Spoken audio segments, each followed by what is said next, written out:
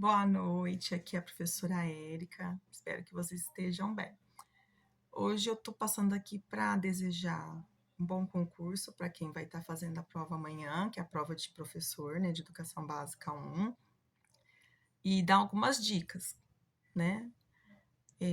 Como, por exemplo, na hora que chega lá na prova, né, é uma prova longa, é uma prova que, pelo que eu percebi na prova da semana passada, exige bastante leitura.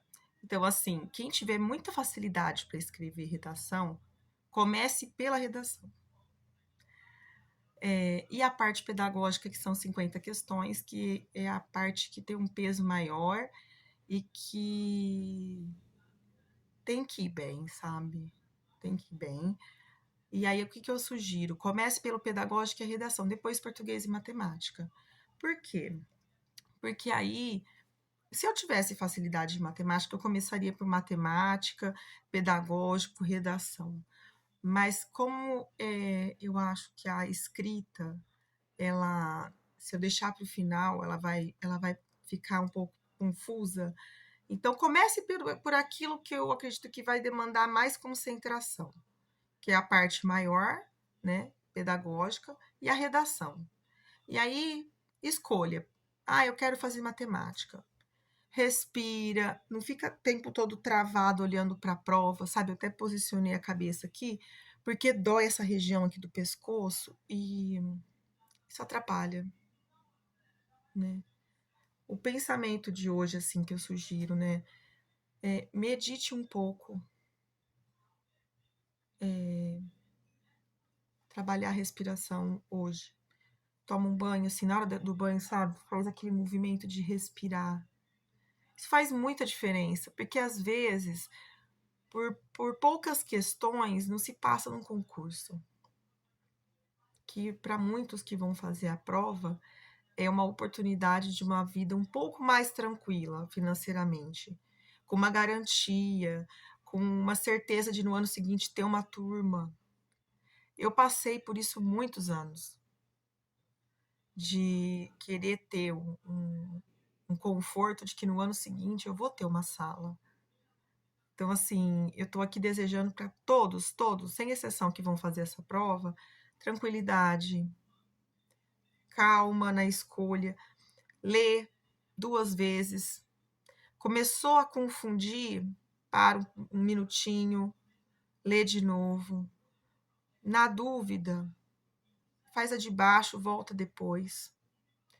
A redação, não se preocupe em ficar pensando em tantas regras. O que é mais importante é pegar o tema, suponhamos que caia lá, a importância da inclusão na educação infantil, a importância da alfabetização.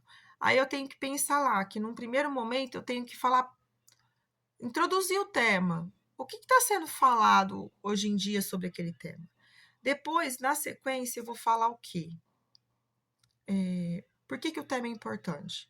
Então, eu falo primeiro como que o tema está aparecendo na sociedade, e depois eu falo por que é importante, que a gente chama de justificativa na redação, né? Então, apresentação, justificativa e conclusão.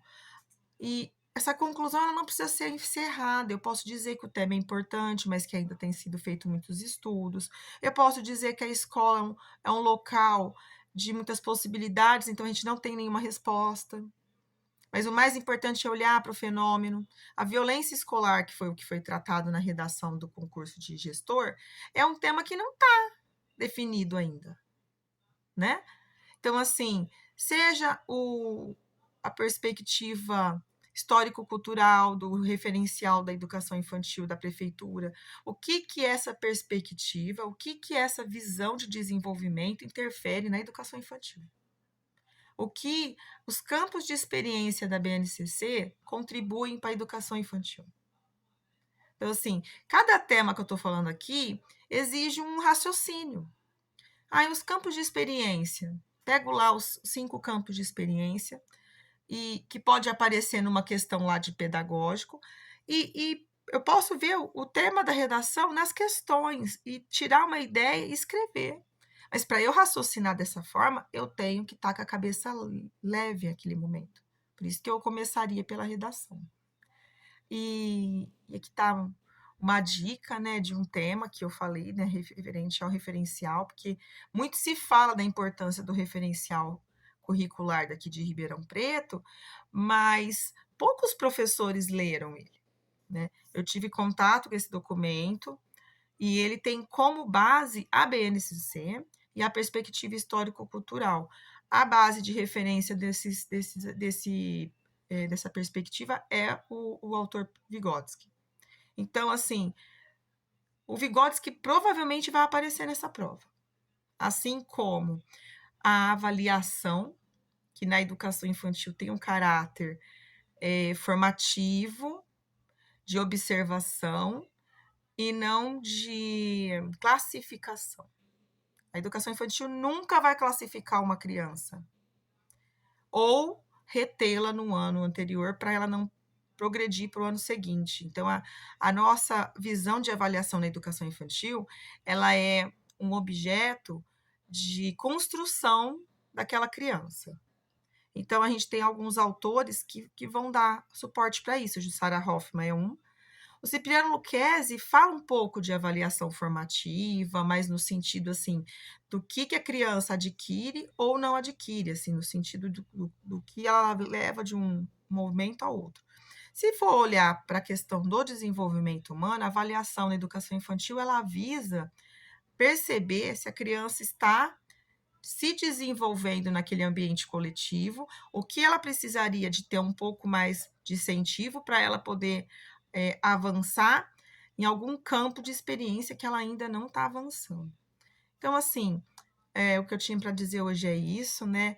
Espero aí que vocês mandem um feedback de como foi a prova, o tema, o que teve dificuldade, o que teve facilidade. Não se esqueçam que a LDB ela tem um capítulo de educação infantil, então isso é um ponto muito importante, é uma parte da educação básica, é importante. A obrigatoriedade ainda não é na faixa etária de 0 a 3, mas é um direito da criança, tá bom? Então, um grande abraço, um bom final de sábado aí para quem estiver assistindo e até mais.